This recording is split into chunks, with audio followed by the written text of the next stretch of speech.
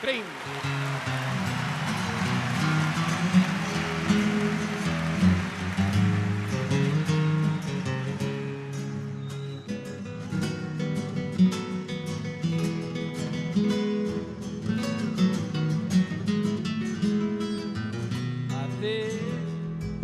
De nuevo estoy de vuelta, después de larga ausencia, igual que la calandria que azota el vendaval, y traigo mis canciones como leñita seca, recuerdo de fogones que invitan a matear, y traigo mis canciones como leñita seca, recuerdo de fogones que invitan a matear. Estamos nuevamente en nuestro programa Historias Patrias Contadas y Cantadas.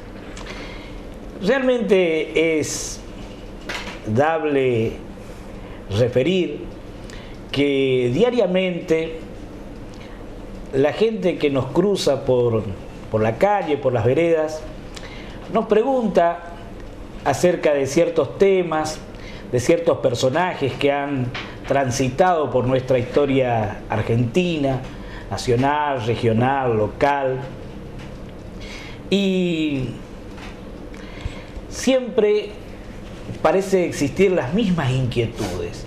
Entonces hoy, para salir un poquito de la narración personal, vamos a intentar una suerte de preguntas cotidianas con el doctor Jorge Raúl Pocho Vallejos, quien a su vez nos acompaña musicalmente desde el inicio del ciclo. Y hoy vamos a tener la suerte de compartir algunos temas hechos por él, interpretados por él, en compañía de un eximio guitarrista como es el señor Alegre. No somos parientes, pero siempre el arte nos caracteriza. Y vamos a conjugar entonces un poquito la historia patria con la música popular argentina. Dos vertientes que vienen de la mano. Muchas veces escuchamos y son comunes a nuestros oídos versos, melodías, las letras de canciones tan cantadas por el pueblo. Y sin embargo, poco conocemos acerca del motivo que las originó. Y muchas veces hay motivos o causas que determinaron las letras de las canciones que tienen un contenido cultural muy acendrado. Los invitamos entonces hoy a departir esta suerte de ida y vuelta de preguntas y respuestas en lo que podamos dialogar. Bueno, entonces vamos a animarnos hoy para salir un poco del esquema rutinario de la narración en forma de monólogo. Vamos a ensayar una suerte de preguntas y respuestas. Doctor Vallejos, ¿qué temas son los que diariamente te llaman de nuestra historia y que podamos conversar? A mí la historia que más me apasiona, doctor Alegre, en realidad es la historia de la pulpera de Santa Lucía, la música que la letra la compuso Blomberg y la música de Maciel. Quiero preguntarle realmente qué sabe de las novelas, de la historia de la pulpera de Santa Lucía. Bueno, conforme los antecedentes que existen, es una leyenda. O sea, la leyenda tiene un sustrato que no se sabe si tiene base cierta, si ocurrió históricamente el hecho o no.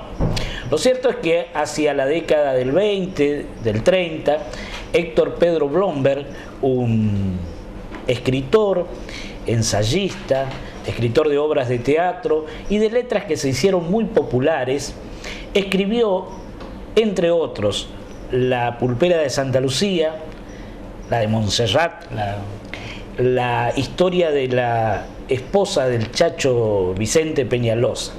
Pero el tema que más fuerte pegó fue La pulpera de Santa Lucía, que narra la supuesta existencia de una pulpería en la calle larga de Buenos Aires que va hacia el río que estaba regenteado justamente por una niña preciosa, rubia, de ojos celestes, de la cual se había prendado el restaurador don Juan Manuel de Rosas. Ella, desdeñada por el amor de un federal, es conquistada finalmente por un unitario de alta y distinguida familia porteña, con el cual logra huir hacia el Uruguay, y finalmente, cuando regresan los rosistas a buscarla, ella ya se había ido con su amor unitario, y quedó esta novela, y la misma letra la compuso Héctor Pedro Blomberg. Fue un éxito musical en la voz de Agustín Magaldi, claro, hacia la década del 30, y quedó realmente como un ícono de la música popular argentina. La lechuza se llamaba la pulpería antagonista a la pulpería de la cual era regente la niña en Santa Lucía. Entonces, la novela trata una suerte de contrapunto entre una dama federal muy irascible, muy violenta, y esta tierna niña que era la que estaba en esta pulpería de Santa Lucía.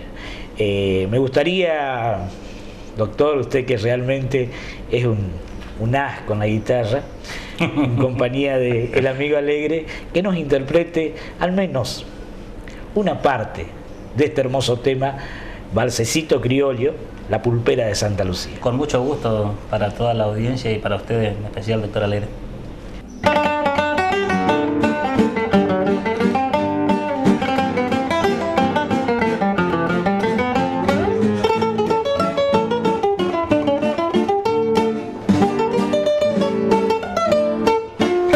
Era rubia y sus ojos celestes reflejaban la aurora del día, y cantaba como una galandria la pulpera de Santa Lucía.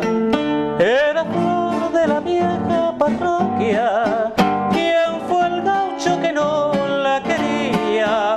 Los soldados de 4 cuarteles suspiraban en la pulpería. Le cantó el payador mazorquero con un dulce gemir de vihuela, en la reja que olía a jazmines, en el patio que olía a diamena. ¿Dónde estás con tus ojos celestes, oh pulpera que no fuiste mía? ¿Cómo lloran por ti las guitarras de Santa Lucía?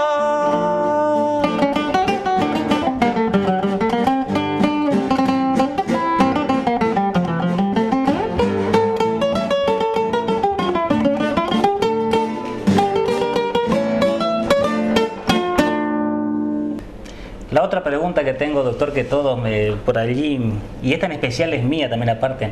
El general, durante las guerras sangrientas que va desde 1830, en la época de la anarquía, el general Lamadrid, con su ejército, o un grupo de ellos, o un batallón, tenían gente que cantaban vidalitas antes del fragor de un combate.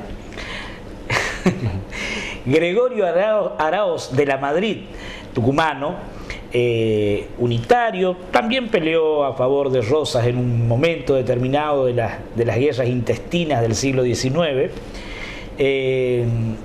También provocó una suerte de tumulto, quedándose como gobernador de la provincia de Tucumán. Tenía 2 particularidades: le gustaba la guitarra y a su vez comía caramelos en pleno fragor de la batalla, como usted dice. Era gracioso, cuentan quienes narran la historia, verlo abrir un paquetito con caramelos confitados, como se usaba en esa época, y estar en el medio de una batalla comiendo caramelos. Era de una acendrada valentía, y realmente no tenía una disciplina guerrera organizada su tropa. Tampoco era un malón, ni una montonera, pero se caracterizaba por los ataques muy violentos y en forma impetuosa con su caballería. Fíjate que te voy a contar algo muy llamativo en Gregorio Araoz de la Madrid. En el combate del Tala, que se lleva adelante contra las fuerzas de Facundo Quiroga, Gregorio Araoz de la Madrid es dado por muerto con 15 sablazos sobre el cuerpo. Cuando lo tiran al piso, la costumbre era darle el tiro de gracia más un lanzazo. Fueron los dos últimos golpes de arma sufrido ya en el piso. Posteriormente se los pasaba con la caballería por encima de los cadáveres. Bueno, se lo dio por muerto. A efecto de aniquilarlo totalmente. Era una costumbre. Se lo da por muerto. Bueno, lo cierto es que recuperan los unitarios el cuerpo de su gobernador, que no había fallecido. Entonces, después de 15 días de debatirse entre la vida y la muerte, Gregorio Araoz de la Madrid se recupera. Estamos hablando de la década del 20 y 30 también. Es llevado a Chuquisaca y en Chuquisaca es curado por un sistema sumamente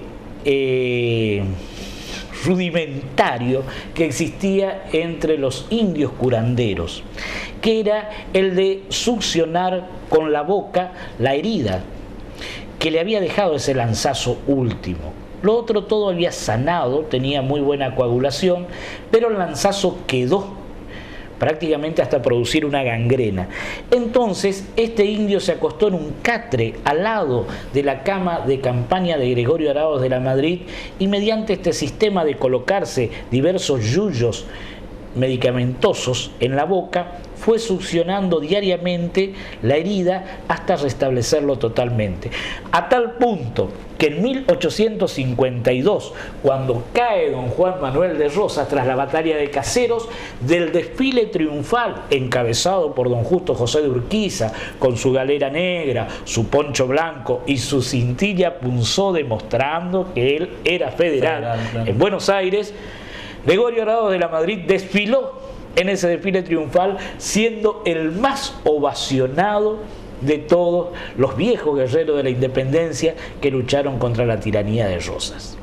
Escribió sus memorias que, según José María Paz el Manco, son totalmente desacertadas, pero nos ha dejado sus memorias, que están entre los grandes escritores argentinos en 3 tomos, muy ilustrativa de por cierto. Otra pregunta que tengo, doctor, que yo en especial, y bueno, la gente así en la calle que comentan, es realmente, hablando de canciones patrias, ¿cuánto se le ha cantado al general don Martín Miguel de Güemes, por ejemplo? Güemes, ¿cuál es la ocasión en que él fallece? Porque allí es un poco confuso la historia de cómo fallece el general Martín Miguel de Güemes. Hace poquito me han regalado una biografía de Güemes y si es cierto lo que existía a cargo de una enfermedad, de que él realmente era un enfermo y no podía pelear. Bueno, Güemes se caracterizó siempre por su valentía y por ser un caudillo absolutamente auténtico, y que luchó por la causa de la independencia nacional y fue el responsable de que los realistas no traspusieran la frontera del norte. 7 invasiones realistas, él con sus gauchos, los infernales, repelió en la frontera viva, caliente que había entre la quebrada de Humahuaca y el Alto Perú. Era así muy farolero, como se decía en esa época, usaba enormes guardamontes totalmente tachados en oro y en plata, y como era sumamente apuesto y tenía una prestancia varonil imponente, cautivaba a las damas con su sola presencia. Era joven, apuesto, y queda así esa nebulosa acerca de sí, cuando él es emboscado en Salta por tropas descolgadas de los realistas que entraron eludiendo las guardias que tenía en los cerros de alrededor de la capital salteña, don Martín Miguel de Güemes, sufrió una emboscada. Algunos dicen que al salir de la casa de un amante y otros al salir de la casa de su hermana, la famosa Macacha Güemes. Lo cierto es que él es herido al tratar de saltar por sobre una barricada hecha por los realistas, y allí un tiro perdido le da en el glúteo y sigue. Pero él sufría de hemofilia, que es una enfermedad que no permite la coagulación.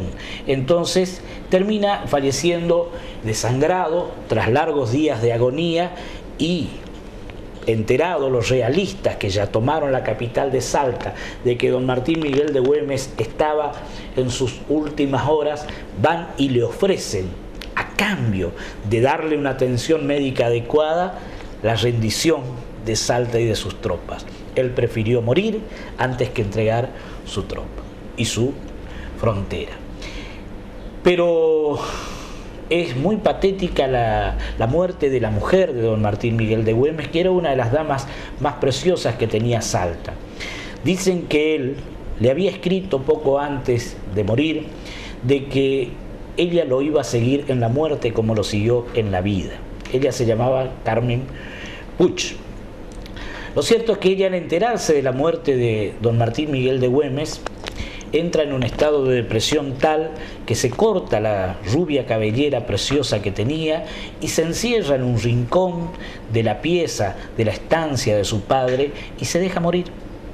Muere de inanición, muere sola en un rincón de la pieza, únicamente atendía a sus hijos para darle de mamar a los menores y se dejó morir. No se alimentó y fallece a menos de un año de la muerte de su esposo, podríamos decir que de amor. Doctor, una pregunta. Familias que lucharon desde la independencia durante todo el proceso de organización, ¿no es cierto?, hasta la organización definitiva en 1853 y después de eso, ¿no?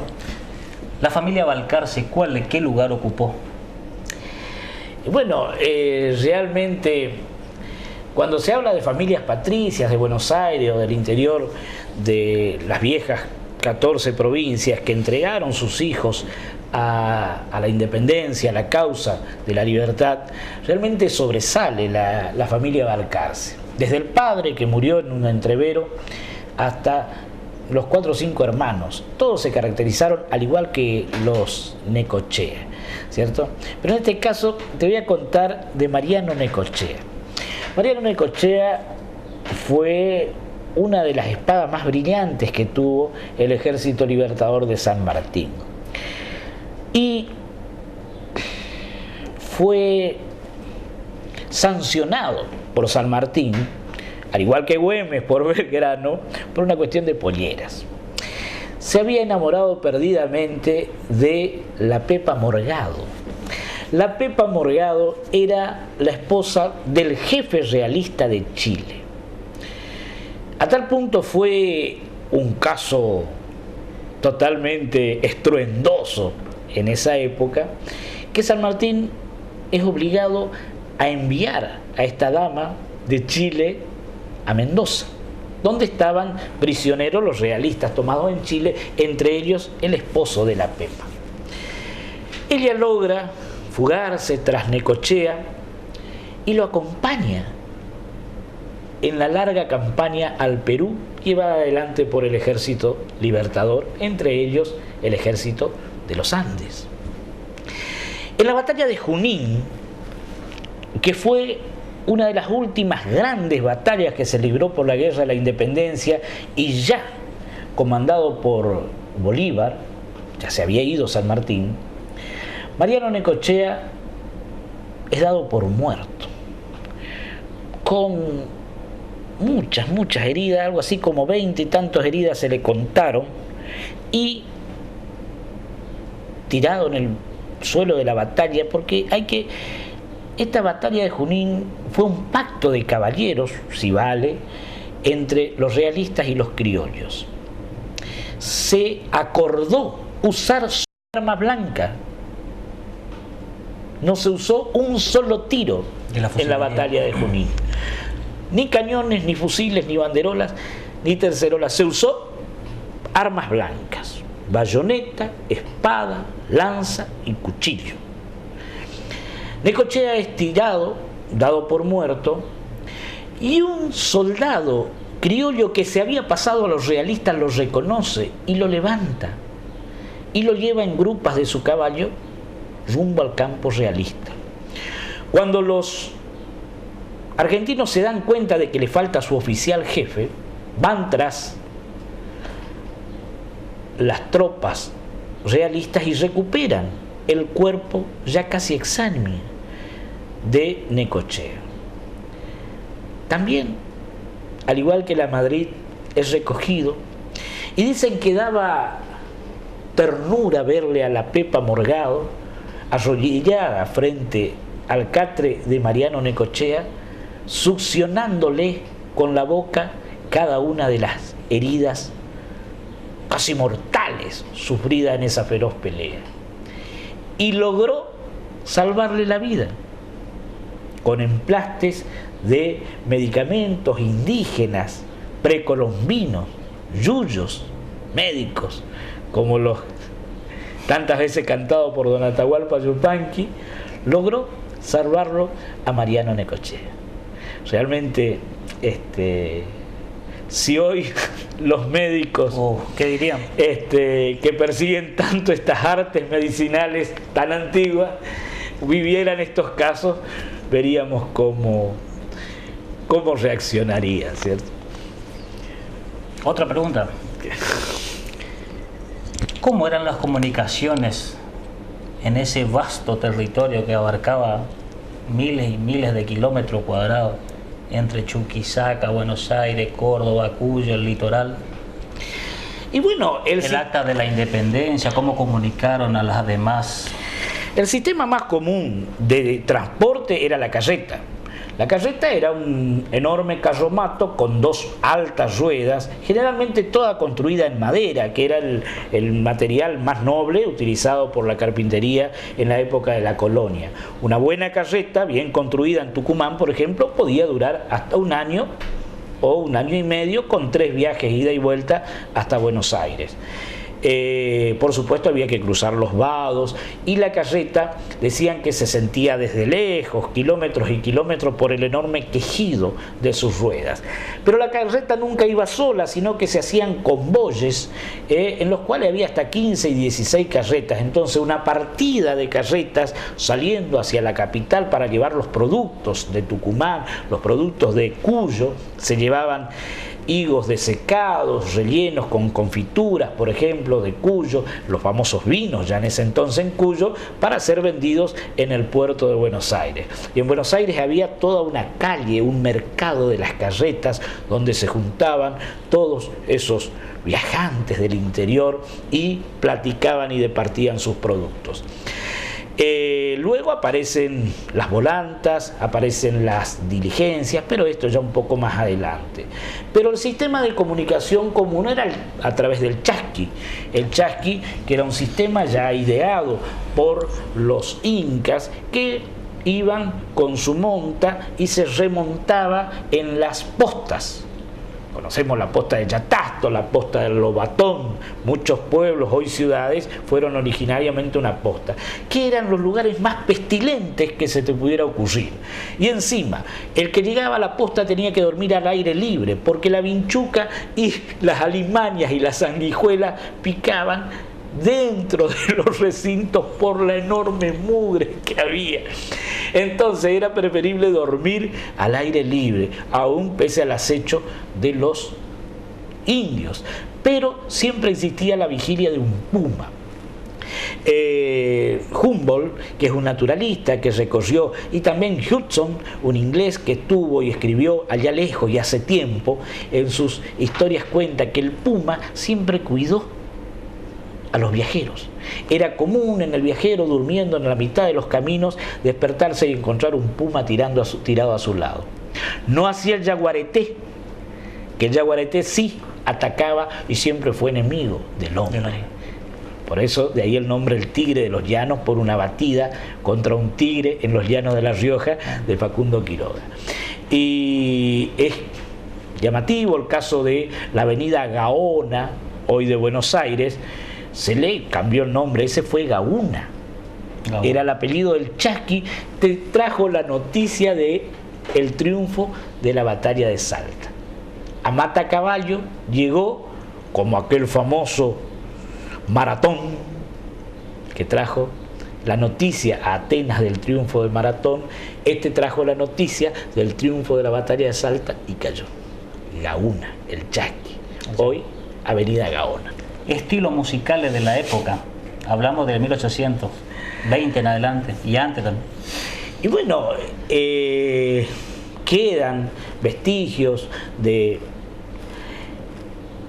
el famoso minuet, la huella, que aparece después, la vidala, la vidalita, el cuando, la media caña. La media caña fue el baile más popular en la época de la restauración rosista. Que son criollos, ¿no? Son, sí, todos tienen ya la mezcla de la guitarra. La guitarra es un instrumento andaluz que viene con la conquista, ¿cierto? La guitarra tal como se le conoce y que se le llamaba vihuela. Y que a lo mejor, según Félix de Azara, dice que era sumamente malo el oído de los gauchos, que era muy plañidero su modo de tocar la guitarra y de cantar. Pero se van distinguiendo los diversos ritmos. Cuyo, por ejemplo, hace una música exquisita, que después es la cueca o la zamacueca, que también tiene su vertiente a ambos lados de la cordillera. Después tenemos el norte, sí, ya con la baguala, la vidala, que es una música más triste, o al menos de un contenido más lento que el que se da en el litoral, donde el litoral ya empieza con músicas más alegres, por el propio clima y el ímpetu de los ríos. Pero en el Río de la Plata se caracteriza así por la media caña, por el cuando, por el cielito, ¿cierto? El cielito, cielito, cielito que sí. Y bueno, justamente el zorzal criollo, quizás el cantor más conocido en el mundo entero, que caracteriza a la Argentina, don Carlitos Gardel, se inicia cantando estas tonadas, estos aires pamperos o pampeanos, que por supuesto en estos largos viajes acompañaban a los viajeros en el siglo XIX. Yo sé, y bueno, vamos a usar un poquito de tu amplio espectro musical y te voy a pedir, doctor Vallejo, que nos dejes una música que la letra realmente... La vez pasada, leyendo sobre oratoria, encuentro una frase muy llamativa. Los pueblos conocen por su lengua. O sea, el límite de la sapiencia o del conocimiento está dado por lo que nuestra lengua, nuestro léxico puede expresar. Y cuánto ya hemos dejado de expresar y cuánto no conocemos, quizá por no detenernos un poquito a leer acerca de nuestra historia.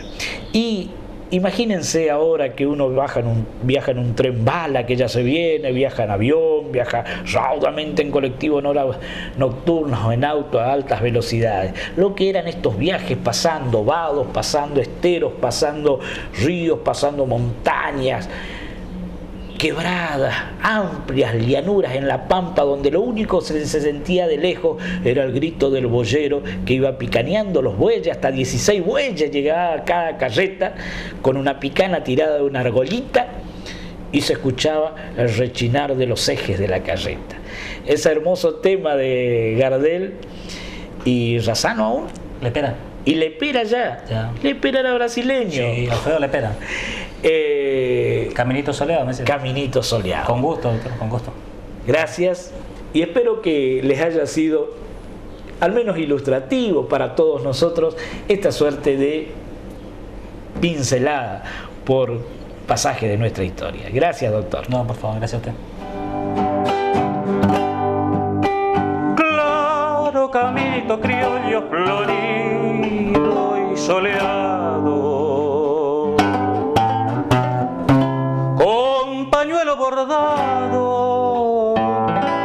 me viste pasar.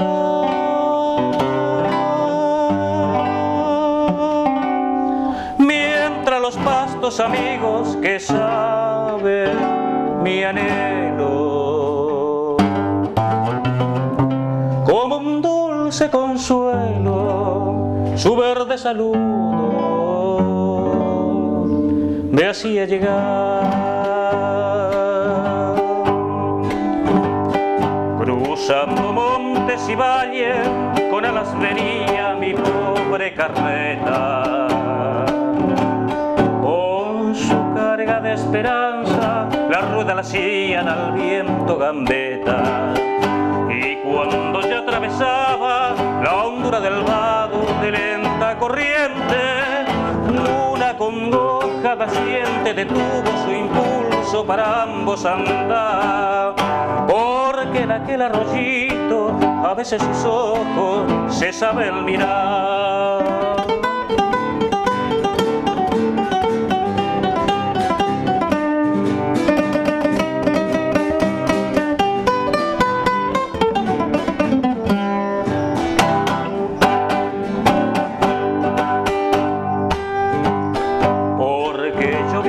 Casita de puro celoso me robó el pampero, para contarle chismoso que traigo el miapero 1000 trenzas de amores, para su pelo una cinta que llevo escondida de lindo color, para sus labios un antojo y para sus ojos un claro cristal, y pa' su blanca garganta el criollo que canta y en este cantar.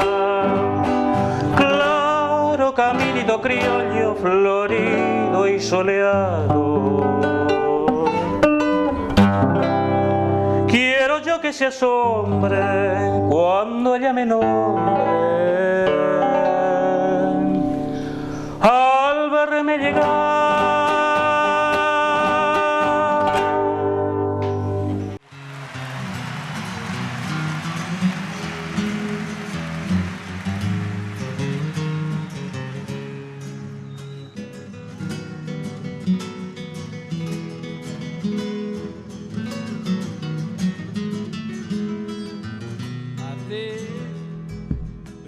Estoy de vuelta, después de larga ausencia, igual que la calandria que azota el vendaval, y traigo mis canciones como leñita seca, recuerdo de fogones que invitan a matear, y traigo mis canciones como leñita seca, recuerdo de fogones que invitan a matear.